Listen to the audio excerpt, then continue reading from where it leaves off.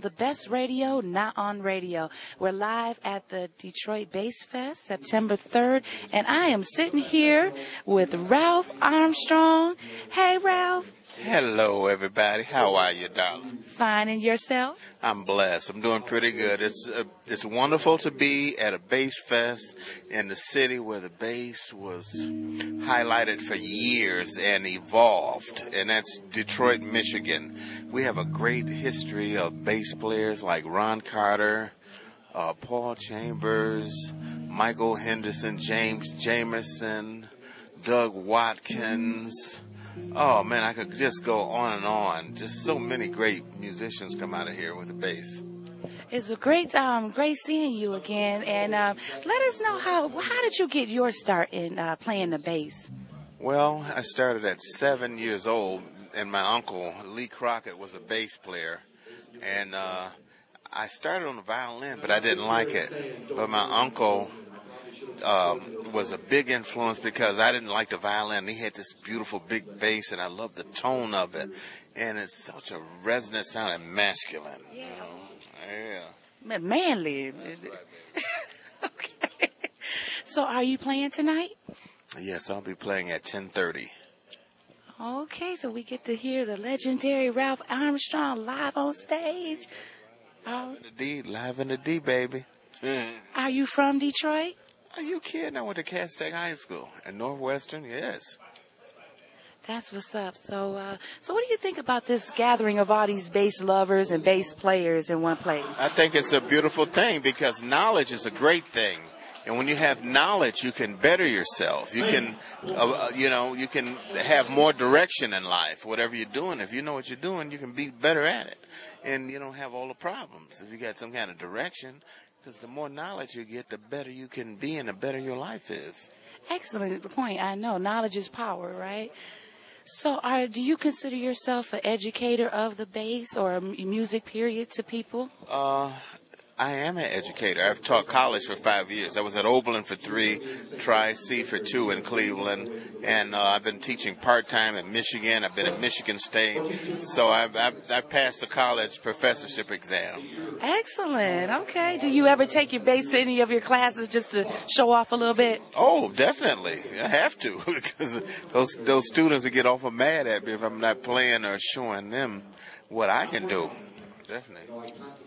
All right, that's excellent. So, I just want to thank you so much for just taking the time out and talking with us again. We're supposed to be partnering up a little bit, you know. That's right. Hopefully we'll have an internet show coming from Detroit, and I can bring all my expertise with the music business and show the world all the talent we have in Detroit.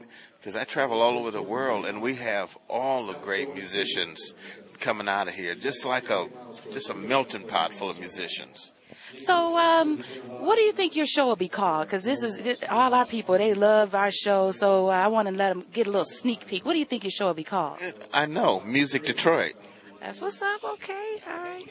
Called Music Detroit to show all the world all this talent that we have here, and it's more substance to Detroit than what the negativity that the American media portrays it to be.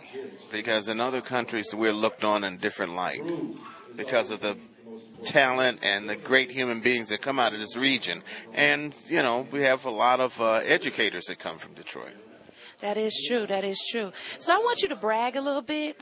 Yes, I want you to brag. Yes, I want you to brag. So give us that resume. You ain't got to give us the whole thing because he done play with everybody, y'all. But go ahead and brag, Ralph. Well, in my life, I've been blessed to work with so many great actors,